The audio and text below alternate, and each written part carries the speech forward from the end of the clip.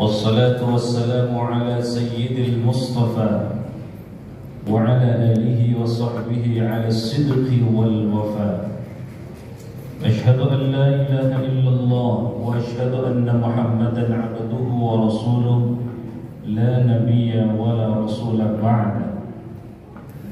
اللهم صل وسلم على سيدنا وحبيبنا وشفيعنا ومولانا محمد صلى الله عليه وسلم. Biar kelihatan aslinya, jangan rekaman deh. وعلى آله وصحبه ومن تبعهم بإحسان إلى يوم الدين. أما بعد، قال الله تعالى في القرآن الكريم: أعوذ بالله من الشيطان الرجيم. بسم الله الرحمن الرحيم. شهر رمضان الذي أنزل فيه القرآن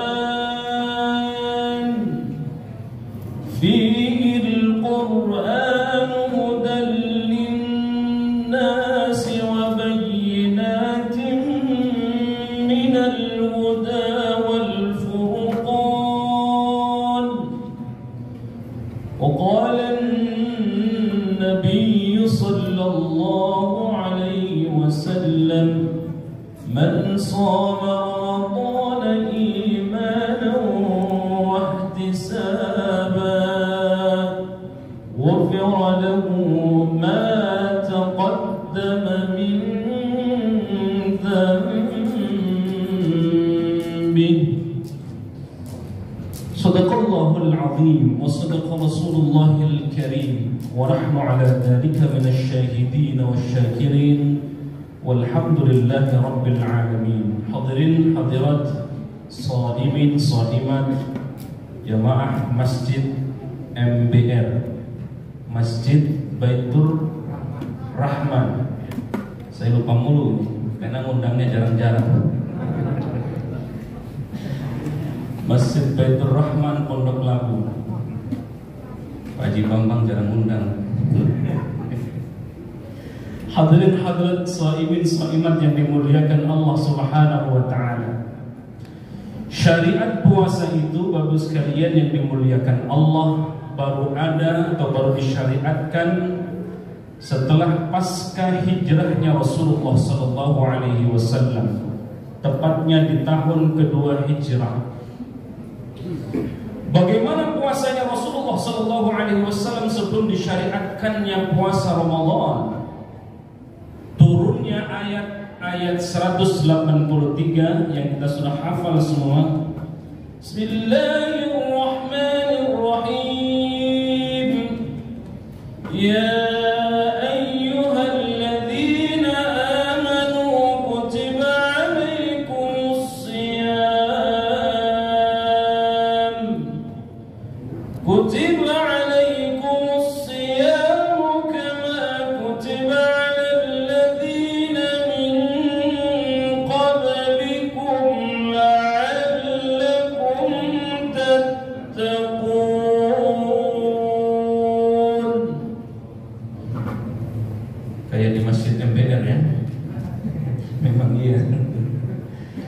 jemaah sekalian yang dimuliakan Allah Subhanahu wa taala.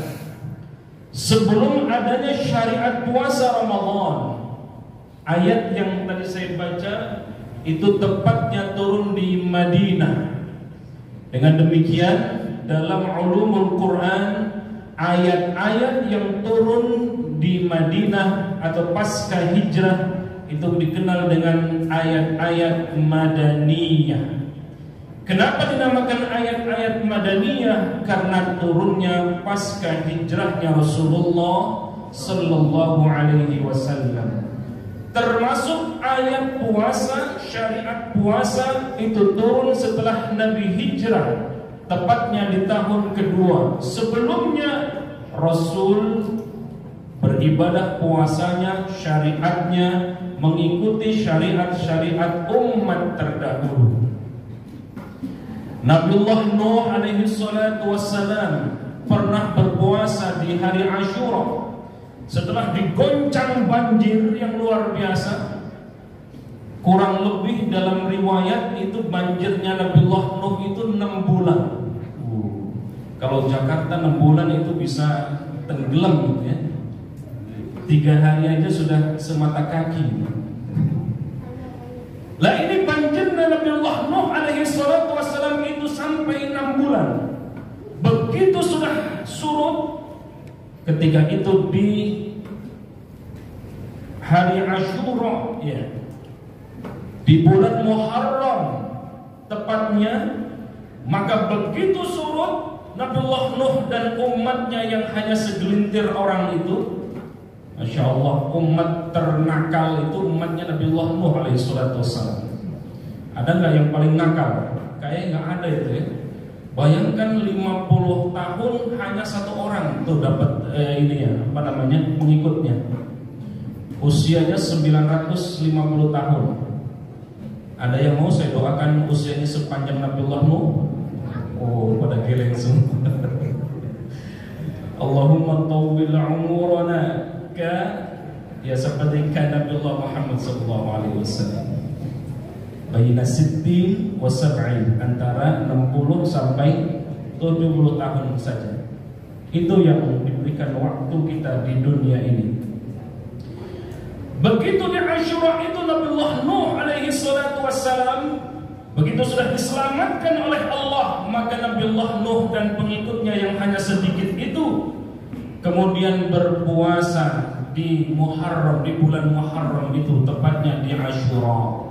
Maka umat-umat terdahulu juga sudah melaksanakan puasa. Puasanya Nabiullah Nuh alaihi salatu wassalam juga puasa di tanggal 10 Asyura. Begitupun dengan umat-umat yang lain, Bani Israel. Bani Israel meskipun Masya Allah ya, di dalam Al-Quran dijelaskan begitu hebat dan dahsyatnya, begitu-begitu juga masih menjalankan puasa. Paling tepat, paling tidak di tanggal 10 Asyura juga. Jadi di bulan Muharram itu banyak sekali kejadian-kejadian istimewa. Kenapa mereka berpuasa? Begitu ditanya oleh Nabi, wahai orang-orang penduduk Madinah ketika itu, penduduk Bani Israel, kenapa engkau berpuasa? Kata Rasulullah SAW di 10 Asyura. Kata Bani Israel, ini adalah penghormatan kami kepada Nabiullah Musa alaihi salatu wassalam. Ketika dalam kejaran Fir'aun, maka Nabiullah Musa alaihi salatu wassalam diselamatkan oleh Allah di tanggal 10 Asyura. Maka kami juga menjalankan ibadah puasa dalam rangka menghormati Nabiullah Musa alaihi salatu wassalam. Maka Nabi pun ikut itu. Maka karena Nabi ikut, belum punya syariat tersendiri, kata mereka, Muhammad dan pengikutnya ikut seperti syariat kami. Ikut-ikut baik, kata orang sekarang ya. Baru kemudian di tahun kedua Hijrah, ayat 183 di dalam surah Al-Baqarah, Allah turunkan dan itu dijadikan syariat kewajiban umat Rasulullah sallallahu alaihi wasallam. Jamaah sekalian yang dimuliakan Allah Subhanahu wa taala. Dari pasca hijrahnya Rasulullah di tahun kedua sampai sekarang, Masya Allah, begitu banyak keagungan-keagungan Ramadan. Sampai-sampai Rasulullah sallallahu alaihi wasallam menyebutkan Ramadan itu syahrun azimun, bulan yang penuh dengan keberkahan, bulan yang agung, bulan yang suci. Syahrun azimun mubarakun. Masya Allah. Kalau kita ingin tahu bagaimana rasanya lapar, maka puasa. Kalau kita ingin tahu bagaimana nikmatnya satu makanan setelah waktu berbuka atau menjelang waktu berbuka, Masya Allah, disitulah nikmatnya kita makan, betul? Biarpun hanya air putih, tapi itulah justru yang ditunggu-tunggu. Mungkin di bulan yang lain kita sia-siakan makanan-makanan itu atau tidak berharga buat kita. Begitu puasa, Masya Allah, apapun menjadi nikmat, gorengan nikmat, sambal nikmat, apalagi dicampur dengan lontong sayur. Masya Allah, nikmat yang luar biasa. Bapak Ibu sekalian dimuliakan Allah Subhanahu wa Ta'ala, semua yang terkait dengan Ramadan memiliki keberkahan. Ramadan menjadi bulan satu-satunya yang disebutkan di dalam Al-Quran. Bulan yang lain tidak disebutkan dari 12 bulan. Inna iddatash syuhuri indallahi 12 syahran fi kitabillah yauma khalaqas samawati wal ard minha arba'atun hurum.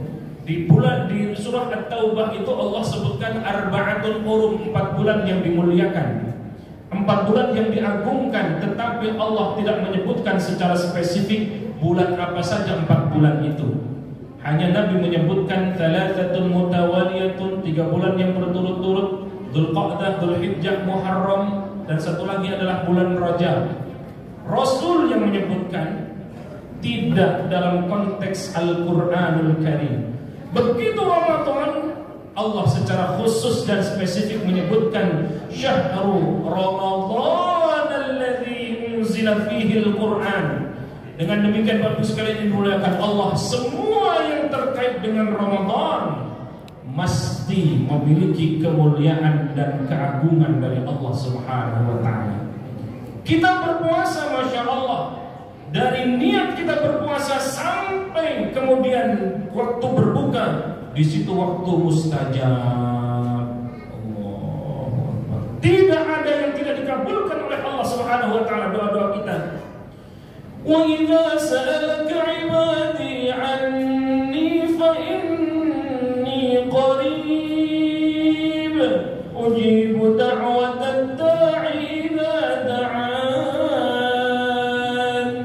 فَلْيَسْتَجِيبُوا لِي وَلْيُؤْمِنُوا بِي لَعَلَّهُمْ يَرْشُدُونَ. Masya Allah, ada waktu mustajab ketika kita nawaitu shauma ghadin an ada'i fardhi syahri Ramadan hadhihi sanah lillahi ta'ala. Waktu beduk subuh sampai beduk maghrib mustajab semua doa-doa kita. Masya Allah. Bahkan kata Nabi, ada 3 yang doanya tidak mungkin tidak dikabulkan oleh Allah Subhanahu wa Ta'ala. Yang pertama, imamun adil, pemimpin yang adil. Pemimpin yang adil itu doanya dijawab oleh Allah Subhanahu wa Ta'ala. Lalu yang kedua, orang yang berbuka puasa, orang yang melakukan puasa, dari dia niat puasa dari subuh sampai kemudian waktu maghrib, doa-doanya dijawab oleh Allah Subhanahu wa Ta'ala dan tidak mungkin ditolak oleh Allah. Dan yang ketiga kata Rasul, orang yang tidak mungkin ditolak doanya adalah orang yang terzalimi, maka doanya juga mustajab. Jemaah sekalian dimuliakan Allah, mari di Ramadan kali ini 1443 Hijriah ini kita maksimalkan Ramadan ini seolah-olah Ramadan yang terakhir buat kita, sehingga semua waktu kita isi dengan amal-amal yang saleh. Wallahu a'lam bishawab. Wabillahi taufiq wal hidayah wal 'afu minkum. Wassalamu alaikum warahmatullahi wabarakatuh.